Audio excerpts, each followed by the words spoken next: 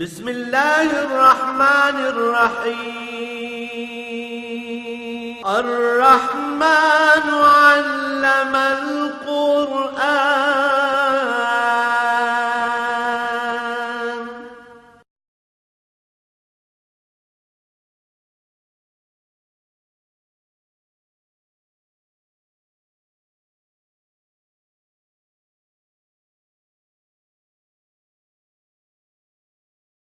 الحمد لله رب العالمين والصلاة والسلام على حبيبه محمد وآله وصحبه أجمعين. أعوذ بالله من الشيطان الرجيم. بسم الله الرحمن الرحيم. وهم ينهون عنه وينأون عنه وإن يهلكون إلا أنفسهم وما يشعرون. ولو ترى إذ وقفوا على النار فقالوا يا ليتنا نرد ولا نكذب بآيات ربنا ونكون من المؤمنين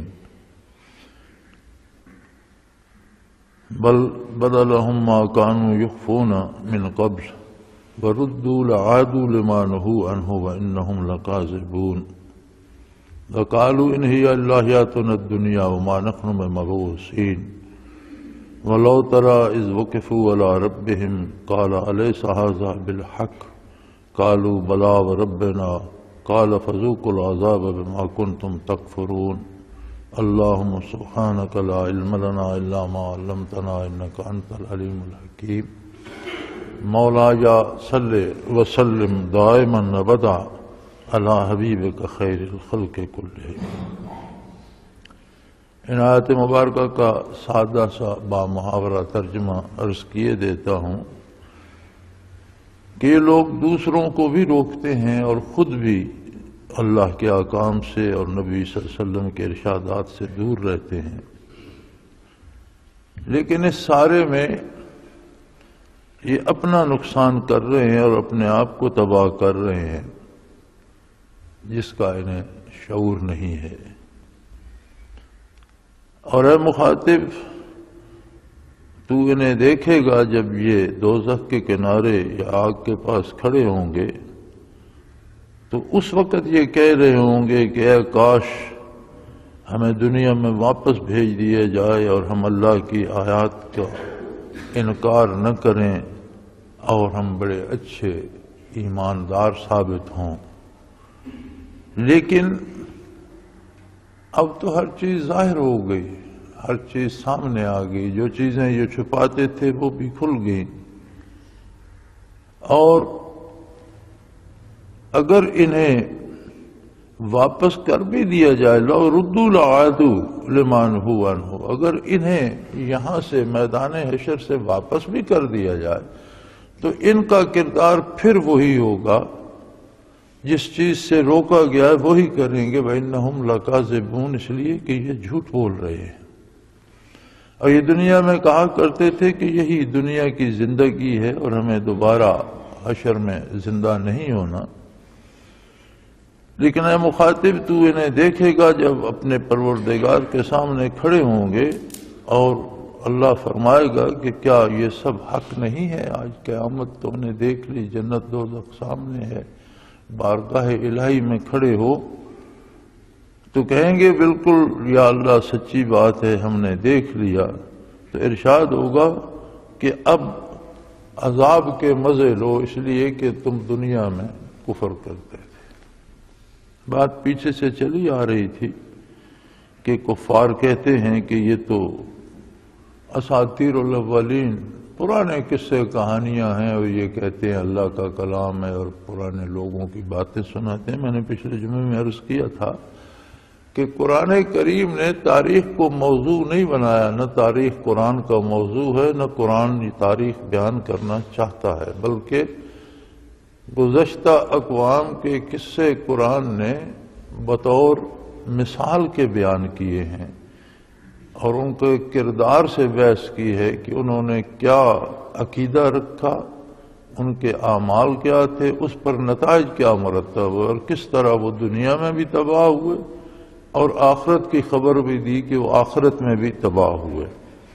لیکن اس کے باوجود یہ اس طرح کے اعتراض کرتے ہیں، حالانکہ قرآن کا موضوع توحید باری ہے اور زندگی کا پورا نظام عطا کیا ہے قرآن کریم نے کہ ایک فرد کو، ایک انسان کو کس طرح سے زندگی بسر کرنی ہے، اس کا نظریہ کیا ہوگا، اس کا کردار کیا ہوگا، اس نے ذاتی، گھریلو، ملکی، قومی، خاندانی زندگی میں اس کا کیا کردار ہوگا، وہ لین دین کس طرح کرے گا، اس کی سیاسیات کیا ہوں گی، وہ عدالت کس طرح سے کرے گا، سارے معاملات پیدا ہونے سے مرنے تک کے قرآن نے بیان فرما دی، جو ایک مشکل ترین کام تھا۔ دنیا میں قوانین بنتے ہیں، قومیں بناتی ہیں، ممالک میں قوانین بنتے ہیں، اور پہلی بات تو یہ ہے کہ جس ملک کا قانون ہوتا ہے خود اس ملک میں وہ صحیح ثابت نہیں ہوتا، اور اس میں پھر ترمیمیں آتی رہتی ہیں، اس کی اصلاح ہوتی رہتی ہے۔ لیکن یہ سوال ہی پیدا نہیں ہوتا کہ کسی ایک ملک، کسی ایک قوم کا قانون دوسری قوم یا دوسرا ملک اپنا لے۔ وہ کہتے ہیں ان کا اپنا ماحول، ان کا موسم، اپنا مزاج، اپنا ان کی حیثیت، سوچ اپنی، ہماری اپنی فکر ہے، اپنا عقیدہ ہے، اپنا ہمارا ماحول ہے، ہم اپنا قانون بنائیں گے۔ صحرائے عرب میں بیٹھ کر حضور اکرم صلی اللہ علیہ وآلہ وسلم کا ایک ایسا ضابطۂ حیات دینا، جو قوانین بنتے وہ مخصوص کاموں کے لیے ہوتے ہیں، ساری زندگی کا اسلوب کوئی نہیں دیتا، لیکن ایک ایسا ضابطۂ حیات عطا فرمانا جو پیدا ہونے سے لے کر مرنے تک کی ساری زندگی کا ایک راستہ متعین کر دے، اور روئے زمین کی انسانیت کے لیے متعین کر دے، اور دنیا کے موسم مختلف ہوں، لوگوں کے رنگ مختلف، مزاج مختلف، زبانیں مختلف، قد کاٹ مختلف، سوچ کے انداز مختلف، مگر وہ لاہ عمل روئے زمین کے لیے قابل عمل بھی ہو اور مفید بھی ہو، یہ صرف اللہ دے سکتا تھا اور اللہ کے رسول صلی اللہ علیہ وسلم نے عطا فرمایا۔ تو فرمایا یہ ایسے بد نصیب ہیں کہ خود بھی اس سے دور بھاگتے ہیں، اور مزے کی بات یہ ہے کہ دوسروں کو بھی روکتے ہیں کہ اس کو مت مانو۔ آپ آج کے معاشرے میں بھی دیکھ لیں کہ کیا کیا ہوتا ہے۔ ہم الحمدللہ ہمارا مسلمانوں کا ملک ہے، اکثریت مسلمانوں کی ہے، تھوڑے سے لوگ ہیں جو غیر مسلم ہیں، اقلیت بہت تھوڑی سی ہے۔ ہم اپنے ماحول میں آج کے مسلمانوں میں دیکھ لیں، کافروں کو تو رہنے دیجئے، کہ آج دن بھر کیا کیا ہوتا ہے۔ ٹیلی ویژن پہ آپ دیکھیں کس کس طرح کے پروگرام آتے ہیں، اخباروں میں دیکھیں کس کس طرح کی باتیں چھپتی ہیں، ماحول کو دیکھیں، بازاروں میں، شہروں میں، محلوں میں کیا کیا ہوتا ہے۔ کوئی پرواہ نہیں کرتا، جو کچھ ہوتا ہے ہوتا رہتا ہے۔ لیکن جب دین کی بات آتی ہے، سنت خیر الانام صلی اللہ علیہ وسلم کی بات آتی ہے، اللہ کی عبادت، اللہ کے احکام کی بات آتی ہے، تو ہر بندے کو اعتراض پیدا ہو جاتا ہے، جی ایسا کیوں کرے؟ دن بھر جو کچھ ہوتا ہے اس پر کسی کو کوئی اعتراض نہیں، اس کی کوئی دلیل نہیں مانگتا کہ یہ اس طرح کا پروگرام کیوں آ رہا ہے، یہ کام کیوں ہو رہا ہے، یہ لوٹ مار کیوں ہو رہی ہے، یہ اتنی مہنگائی کیوں ہوگی، بھی آپ نے یہ کیا کر، اس پہ کوئی نہیں۔ وہ کہتے ہیں ٹھیک ہے جی، گزارا کرنا ہے، ہر کوئی اپنی مرضی سے کیے جا رہا ہے۔ جب دین کی بات آتی ہے تو قرآن کریم تو عہد نبوی کے کفار و مشرکین کی بات کر رہا ہے۔ آج یہ بیماری خود ہمارے اندر موجود ہے، اور یہ مشرکین کی عادت تھی کہ وہ خود بھی تعلیمات نبوت سے بھاگتے تھے اور دوسروں کو بھی روکتے تھے کہ ان کی بات نہ سنیں۔ آج کلمہ پڑھنے کے باوجود ہمارا یہ حال ہے کہ ہم خود دین پر عمل کرنا نہیں چاہتے، اور دین کے معاملے میں دوسروں کو بھی روکتے ہیں کہ چھوڑو یار، اس کو جانے دو۔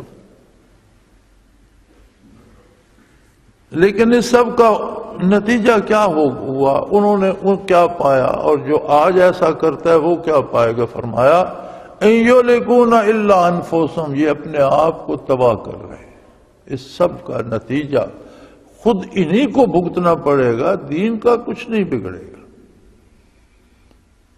1400 سال بیت گئے، 15ویں صدی کا ربع بھی بیت گیا، 1450 سال میں اللہ کے احکام میں سے کوئی چیز کوئی بندہ بدل نہیں سکا۔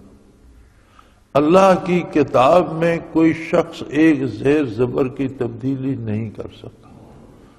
اللہ کے دین پر عمل کرنے والے بحمد اللہ موجود ہیں اور قیامت تک رہیں گے۔ جب تک دنیا قائم ہے اسی دین پر عمل ہوتا رہے گا۔ جس دن کوئی شخص دین پر عمل کرنے والا نہیں رہے گا اس دن زمین آسمان پھٹ جائیں گے، قیامت قائم ہو جائے گی۔ نبی علیہ الصلوۃ والسلام سے پوچھا گیا کہ قیامت کب قائم ہوگی؟ آپ صلی اللہ علیہ وسلم نے فرمایا حتی لا یقال اللہ اللہ، او کما قال رسول اللہ صلی اللہ علیہ وسلم، کہ جب کوئی اللہ اللہ کرنے والا نہیں رہے گا قیامت قائم ہو جائے گی۔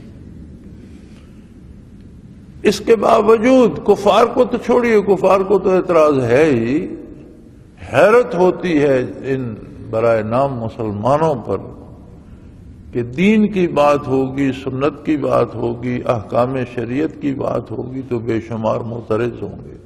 بدعات پر، رسومات پر، خرافات پر کسی کو کوئی اعتراض نہیں، اور اس میں شریک بھی ہوتے ہیں، دوسروں کو بھی شریک کرتے ہیں، سرمایہ بھی لگاتے ہیں۔ تو فرمایا یہ لوگ جو دین پہ اعتراض کرتے ہیں خود بھی عمل نہیں کرتے اور دوسروں کو بھی روکتے ہیں، تو یہ کیا دین کو ختم کر دیں گے؟ دین کا کچھ بگاڑ رہے ہیں؟ اللہ کریم فرمایا ہرگز نہیں، یہ دین کا کچھ نہیں بگاڑ سکتے۔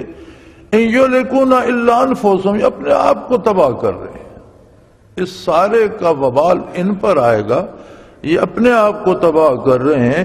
اور اے مخاطب تو انہیں دیکھے گا جب یہ آگ کے سامنے کھڑے ہوں گے میدان حشر میں، ازلفت الجنت غیر بعید، سماری سکری ہوئی جنت بھی دور نہیں ہوگی، میدان حشر میں سامنے ہوگی۔ وبرزت الجحیم لمن یرا، اور دوزخ کو بھی وہاں سامنے لایا جائے گا کہ سب دیکھ لیں کہ یہ دوزخ ہے۔ فرمایا جب انہیں دوزخ کے کنارے کھڑا کیا جائے گا تو اس وقت انہیں پتہ چلے گا کہ ہم کیا کرتے رہے۔ اس وقت ان کی سب سے بڑی خواہش ہوگی، یہ کہیں گے یا لیتنا نردو، اے کاش ہمیں یہاں سے واپس دنیا میں بھیج دیا جائے، پھر اس عالم میں ہم چلے جائیں، عالم دنیا میں چلے جائیں۔ بھئی وہاں کیا کرو گے جا کر؟ تو کہیں گے وَلَا نُكَذِّبَ بِآيَاتِ ربنا، ہم اپنے پروردگار کے احکام کی تکذیب نہیں کریں گے، ان کو مانیں گے۔ اگر ہمیں یہاں سے اب دنیا میں بھیج دیا جائے تو ہم اللہ کی آیات کو، احکام الہی کو مانیں، ان پر عمل کریں، وَنَكُونَ مِنَ الْمُؤْمِنِينَ، اور ہم ثابت کر دیں کہ ہم ایمان والے ہیں۔ اللہ کریم فرماتے ہیں کہ دنیا میں تو انہوں نے بڑے پردے بنا رکھے تھے، ملک صاحب، چودھری صاحب، خان صاحب، علامہ صاحب، فلاں صاحب بنے ہوئے تھے، لیکن میدان حشر تو ایسا ہے جیسے لفافہ کھل گیا اور اندر کی چیز سامنے آ گئی۔ بل بدلہم ما کانوا یخفون من قبل، دنیا میں جو کچھ انہوں نے غلاف چڑھا رکھے تھے اور اپنے کو بڑا شریف ظاہر کرتے تھے، حالانکہ اللہ کے احکام پہ عمل نہیں کرتے تھے، خود کو بڑا پارسا ثابت کرتے تھے اور عقائد درست نہیں تھے، اب وہ چیز کھل گئی، اب تو سامنے آ گئی ہر چیز جو دنیا میں یہ چھپاتے تھے۔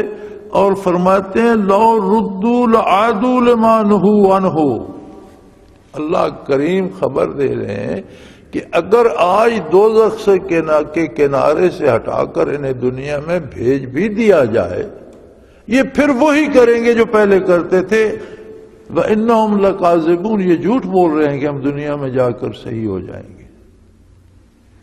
علماء تفسیر، مفسرین کرام اور علماء حق نے اس پہ بڑی خوبصورت باتیں لکھی ہیں کہ یہ کیسے ممکن ہے کہ جب وہ دوزخ کے سامنے کھڑے ہوں گے، دوزخ کو بھڑکتے ہوا دیکھ رہے ہوں گے اور انہیں افسوس ہوگا کہ ہم نے دنیا میں عمر ضائع کر دی، ہم اللہ کی اطاعت کرتے، عبادت کرتے، اس حال کو نہ پہنچتے، کاش ہمیں آج لوٹا دیا جائے، پھر دنیاوی زندگی مل جائے، ہم دنیا میں ہوں تو ہم اللہ کی ہر حکم کو مانیں اور ہم پکے مومن ثابت ہوں اور اس پر عمل کریں اور ثابت کر دیں کہ ہم اللہ کو ماننے. اللہ کریم فرماتا ہے اگر انہیں لوٹا بھی دیا جائے تو یہ پھر برائی ہی کریں گے، یہ جھوٹ بول رہے ہیں.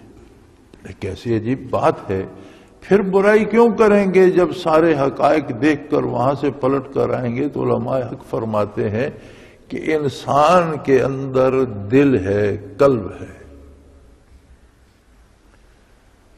یہ قلب صرف پمپنگ مشین نہیں ہے جسے انگریزی میں ہارٹ کہتے ہیں، اس کے اندر ایک لطیفہ ربانی ہے جسے انگریزی میں بھی سٹل ہارٹ کہتے ہیں، جو عالم امر سے ہے.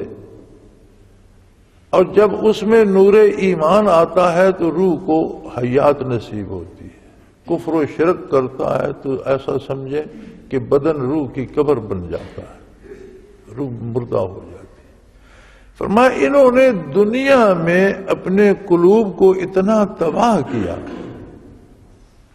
اتنا زنگالود کیا، اتنا خراب کیا کہ اب یہ جو قیامت ہے یا آخرت ہے یہ دار عمل تو ہے نہیں، یہ تو دار جزا ہے. یہاں تو کوئی تبدیلی نہیں ہو سکتی. اگر یہ دل کو بگاڑ کے لے آئے ہیں تو یہاں اس کی اصلاح نہیں ہو سکتی. وہ تو وہی ممکن تھی جب یہ دنیا میں زندہ تھے، توبہ کرتے، رجوع اللہ کرتے اور کسی سے اللہ اللہ سیکھتے، اللہ کی اطاعت کرتے، برکات نبوی کو پاتے، ان کے دل زندہ ہو جاتے. وہاں انہوں نے کیے نہیں. اب یہ مردہ، شکستہ، زنگ خوردہ دل لے کر دوزخ کے سامنے کھڑے ہیں تو یہاں سے لوٹا بھی دیے جائیں تو دل تو وہی رہے گا جو مردہ ہے، زنگ خوردہ ہے. چونکہ قیامت یا آخرت تبدیلی کا موقع وہاں ہے، وہ دار عمل نہیں ہے کہ وہاں کوئی توبہ کر لے، وہاں کوئی اپنی اصلاح کر لے. وہ تو دار جزا ہے. دار عمل تو دنیا میں ہے، وہ کام تو ختم ہو گیا. اب اگر یہاں سے واپس جائیں گے تو ان کے قلوب تو وہی ہوں گے جو دنیا سے لے کے آئے ہیں. جب وہاں جائیں گے تو ان قلوب کا نتیجہ یہ ہوگا کہ یہ پھر برائی ہی کریں گے، نافرمانی ہی کریں گے. آج یہ جھوٹ بول رہے ہیں.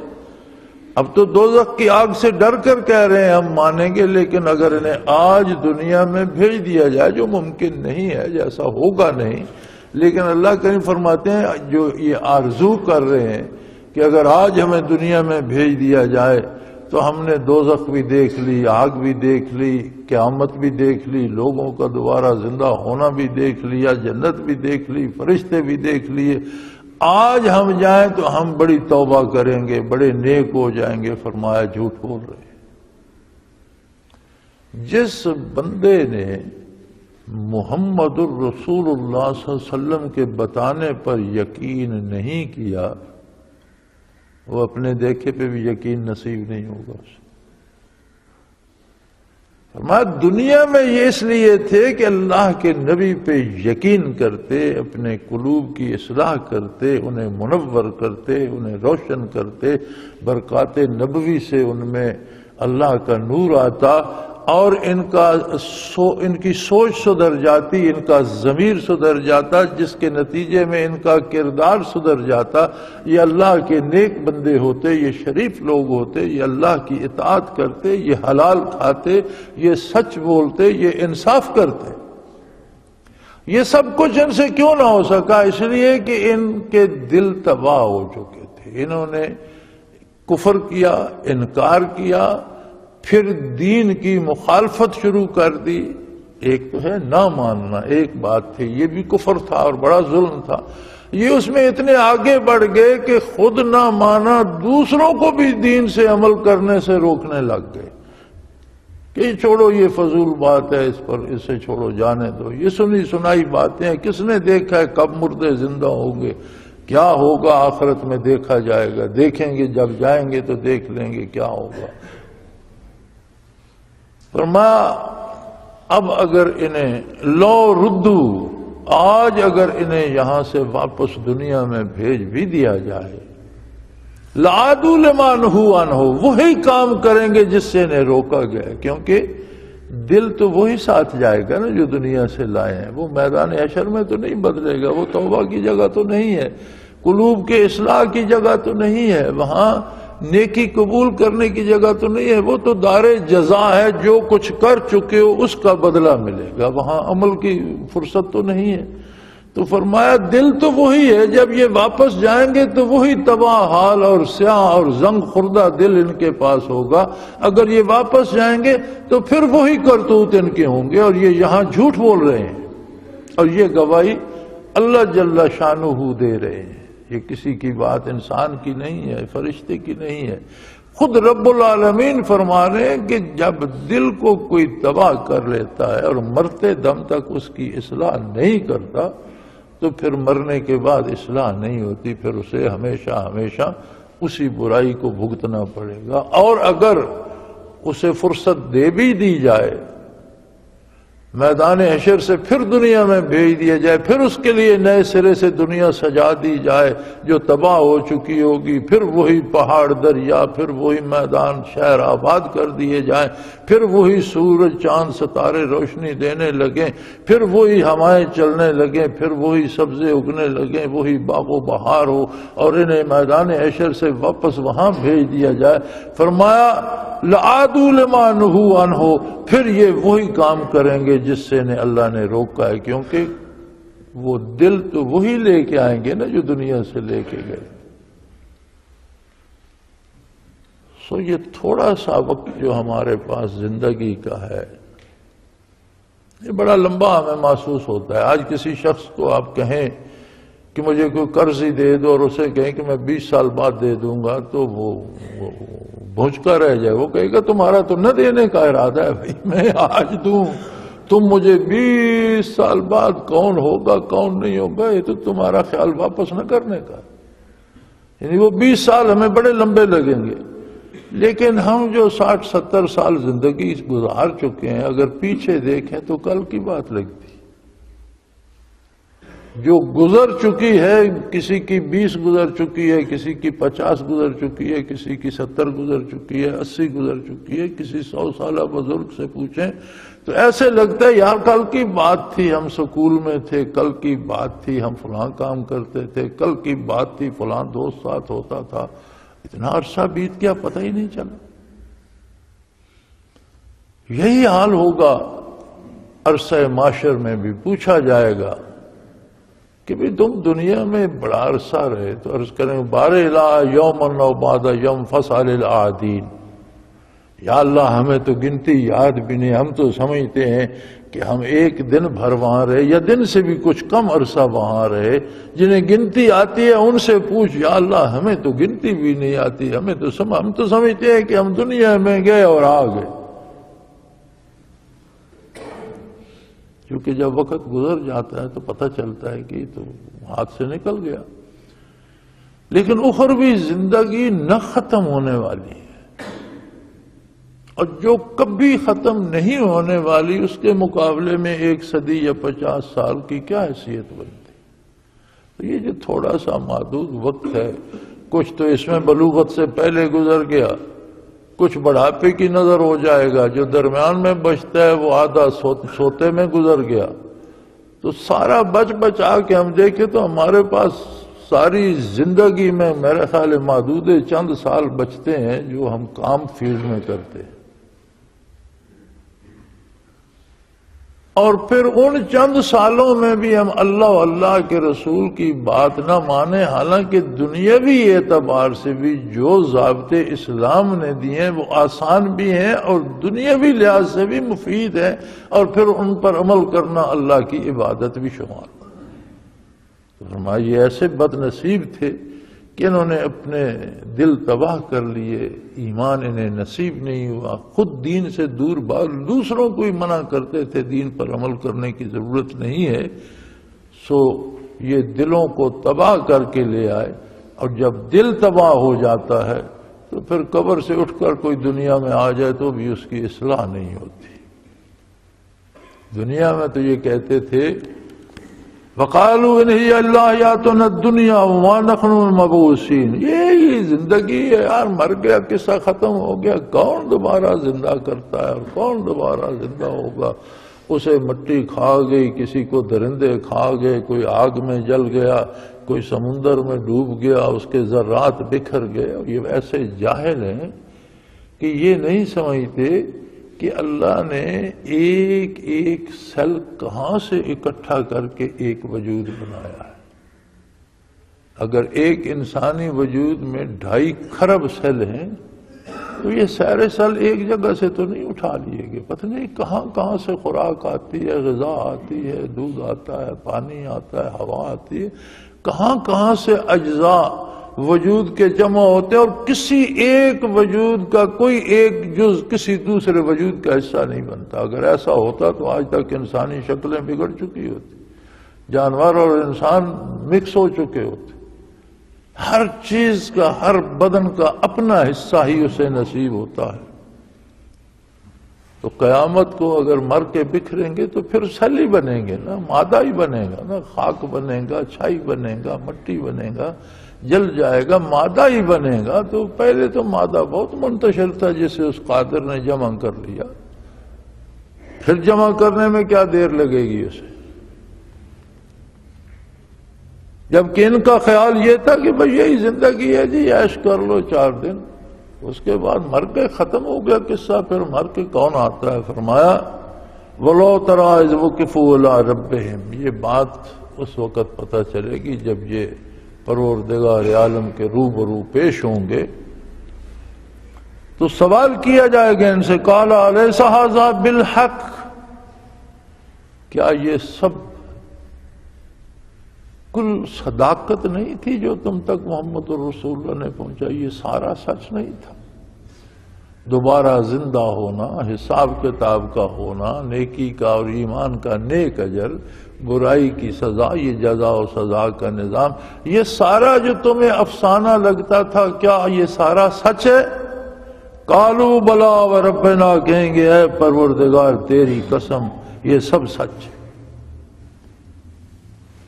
تو ارشاد ہوگا فذوقوا العذاب بما کنتم تکفرون، پھر اب موج کرو، عیش کرو عذاب میں جا کر، اب دوزخ میں جا کر گلچھرے اڑاؤ، اس لیے کہ تم نے دنیا میں میرے نبی کی تعلیمات کا، میری تعلیمات کا، میرے احکام کا انکار کیا تھا۔ تو یہ چند روزہ زندگی جو ہے اس کا جسے نیکی نصیب ہو گئی، جس کا تعلق ایمان کا محمد رسول اللہ صلی اللہ علیہ وسلم سے وابستہ ہو گیا، اور جسے آپ صلی اللہ علیہ وآلہ وسلم کی اطاعت نصیب ہو گئی، وہ جیت گیا ہمیشہ ہمیشہ کے۔ اور جس بد نصیب کو یہ نعمت نصیب نہیں ہوئی وہ ہمیشہ ہمیشہ کے لیے تباہ ہو گیا۔ تو یہ تھوڑی سی زندگی ہے، گنتی کی سانسیں ہمارے پاس، کیا ہمیں اپنی آپ کی فکر نہیں ہونی چاہیے؟ کتنی عجیب بات ہے، اللہ کریم نے وعدہ فرمایا،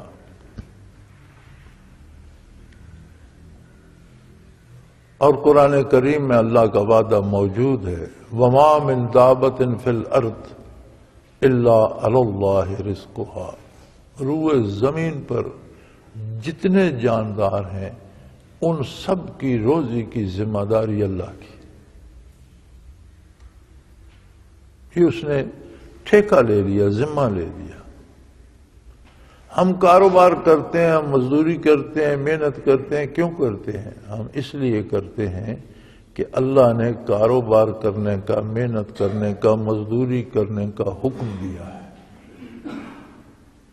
اگر ہم اپنی محنت و مزدوری اور اس کاروبار کو اللہ کا حکم سمجھ کر کریں تو پھر اس طرح کرنا پڑے گا جس طرح سے کرنے کا طریقہ بتایا ہے نبی کریم صلی اللہ علیہ وسلم نے۔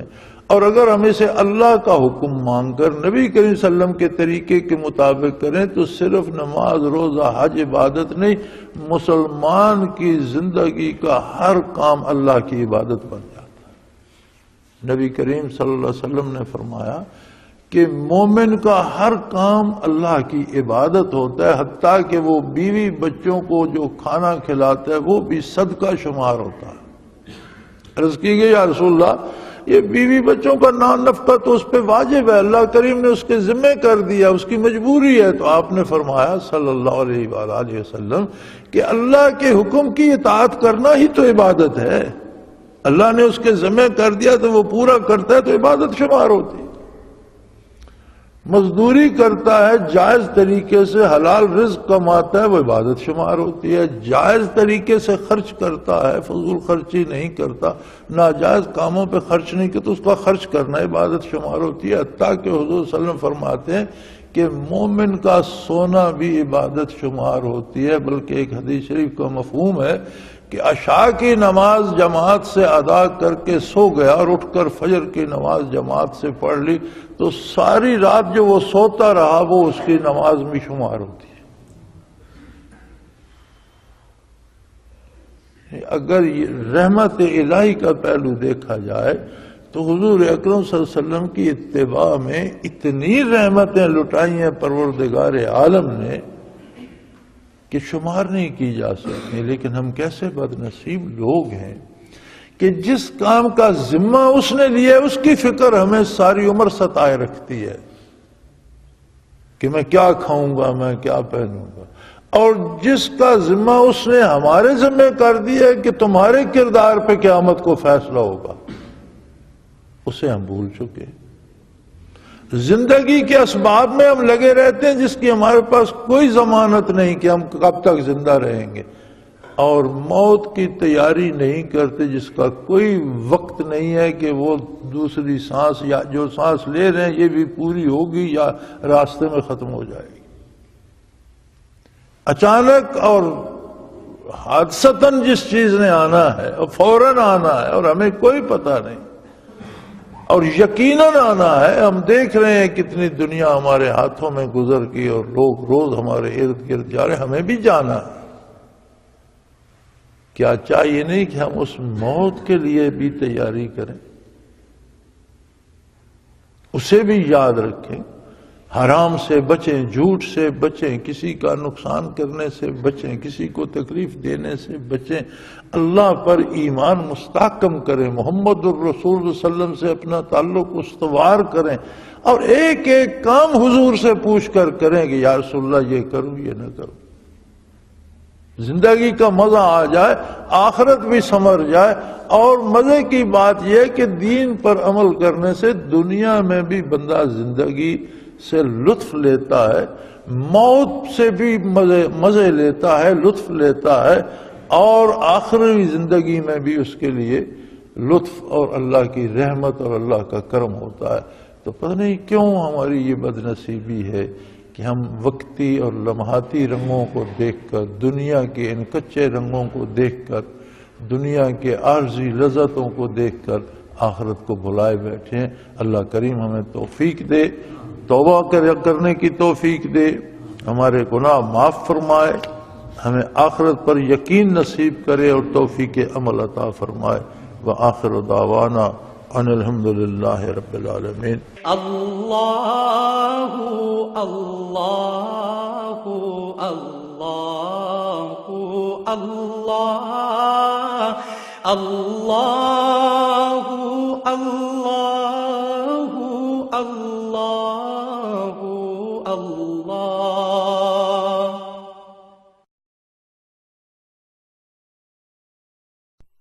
حضرت امیر محمد اکرم آوان مد ذلہ العالی دارالعرفان منارہ ضلع چکوال میں سالہ سال سے قرآن و حدیث کے اوپر خطابات کر رہے ہیں اور سلسلہ نقشبندیہ اویسیہ کے مطابق لوگوں کو ذکر الہی کی تربیت دے رہے ہیں۔ وہ قرآن پاک کی تفسیر ترتیب وار بیان کر رہے ہیں۔ تفسیر قرآن کو وہ موجودہ ملکی اور بین الاقوامی حالات کے مطابق بیان کرتے ہیں۔ موٹر وے سے کلر کہار کے انٹرچینج سے نکلتے ہوئے، کلر کہار کی جھیل سے ہوتے ہوئے، میانی، بوچھال اور نور پور سے گزرتے ہوئے دارالعرفان منارہ پہنچ سکتے ہیں۔ حضرت امیر محمد اکرم آوان نے بچیوں اور بچوں کی دینی اور دنیاوی تعلیم کے لیے سقارہ اکیڈمی کے نام سے ایک درسگاہ قائم کی ہے، جس کا افتتاح ملک پاکستان کے صدر جنرل محمد ضیاء الحق نے اپنے دست مبارک سے کیا تھا۔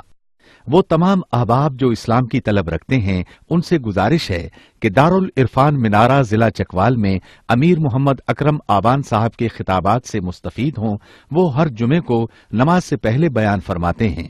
ہر ماہ کی پہلی اتوار کو ماہانہ اجتماع ہوتا ہے جس میں آپ خصوصی خطاب فرماتے ہیں اور پاکستان کے چاروں صوبوں سے احباب اس اجتماع میں شرکت کرتے ہیں۔ اس کے علاوہ یہاں سال میں 2 مرکزی اجتماعات بھی ہوتے ہیں، ایک رمضان المبارک میں اعتکاف کا اجتماع اور دوسرا جولائی اور اگست میں 40 دن کا اجتماع ہوتا ہے جس میں روحانی تربیت کی جاتی ہے۔ اپنا خون سیماب دے کر اتنا ہم کر جائیں گے، نام آقا کا چمن میں پھر رقم کر جائیں گے۔